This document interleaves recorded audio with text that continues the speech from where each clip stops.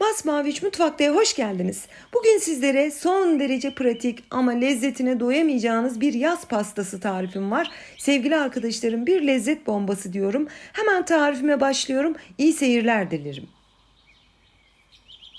Tarifimiz için 60 gram tereyağımızı tenceremizin içerisine alalım. Yağımız eridikten sonra 1 çay bardağı unumuzu ilave edip güzelce kavuralım. Bu kavurma işlemi yaklaşık orta derecede 5 dakika sürecek. Kıvamını da size hemen göstereceğim. Tahta kaşığınızın ters tarafıyla böyle ezerek kavuralım. Şimdi görüyorsunuz topak topak ama şöyle kaşığınızla alıp da tencerenin içerisine attığınızda yayılıyorsa istediğimiz kıvama gelmiş demektir. 5 dakika sonra istediğimiz kıvama gelmişti. Bu aşamada 6 çay bardağı soğuk sütümüzü dikkatli bir şekilde kremamızın içerisine ilave edelim. Şöyle ben bir azar azar ekleyip tahta kaşıkla da seri bir şekilde karıştırdım. Normalinde topaklanma olmaz. Ama farz edelim ki siz çok pratik bir şekilde yapamadınız ve topaklanma oluştu. Hiç sorun değil. Hemen bir blenderdan geçiriyorsunuz. Pürüzsüz kremanız hazır oluyor.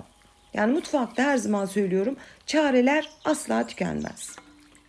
6 çay bardağı sütü kontrollü bir şekilde ekledim.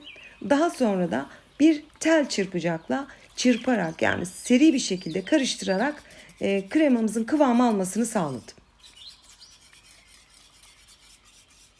Bakın sevgili arkadaşlarım, hiçbir topaklanma kalmıyor. Siz ne kadar hızlı çalışırsanız o kadar güzel olur. Şöyle bir taşım bir kaynadı. Bu aşamada 1 çay bardağı şeker, 1 pakette vanilya şekerimizi ekleyelim. Yine güzelce bir karıştıralım. Göz göz 1 dakika kaynatıp ocaktan alabiliriz.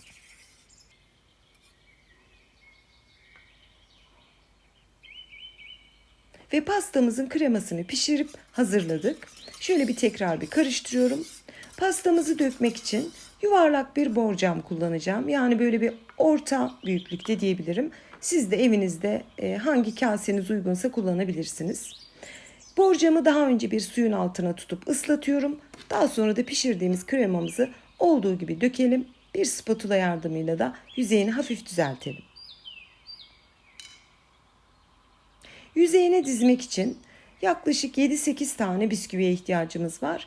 Ben bugün kullanacağım bisküviler bunlar, ama siz hangi bisküviyi arzu ederseniz onu kullanabilirsiniz. Bu pötibör bisküvi olabilir, kakaolu bisküvi olabilir, kaymaklı bisküvi olabilir, hiç sorun yok. Beğendiğiniz herhangi bir bisküviyi kremanın üzerine hiç boş yer kalmayacak şekilde elinizden geldiğince dizip o boşluklara da bisküviyi kırarak kapatarak bitirelim.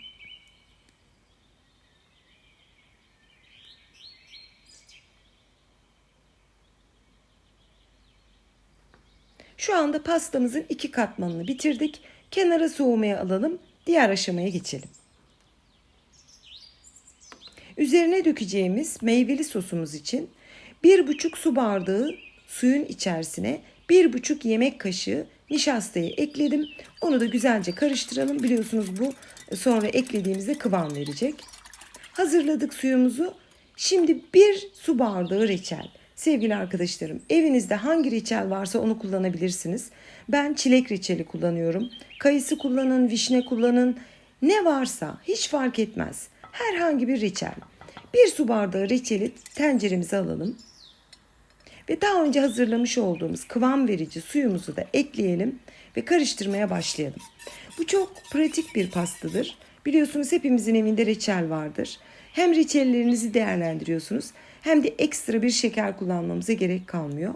Gördüğünüz gibi taneli bir şekilde çilek reçelini bakın karıştırarak kıvam aldırdım. Şöyle bir kaynadı. İsterseniz bu şekilde kullanabilirsiniz. Ama ben o içindeki çileklerin pürüzsüz bir şekilde olması için şöyle bir blenderdan 1-2 dakika geçiriyorum. Ve şu anda reçelli sosumuz hazır. Mis gibi böyle çilek kokusuyla. Ocaktan kenara aldım. Bakmayın, böyle hafif sıvı görünebilir ama o döktükten sonra kıvamını alacak. Ara katmana da bisküvi dizdiğimiz için çok güzel bir kıvamını tutuyor. Ve sıcakken hemen o meyveli sosumuzu da bisküvilerin üzerine gezdirelim. Hatta ben bunun daha önce kayısılısını denemiştim. Muazzam olmuştu. vişnelisinin de çok güzel olacağından eminim. Şu anda 1, 2, 3 katmanımızı bitirdik.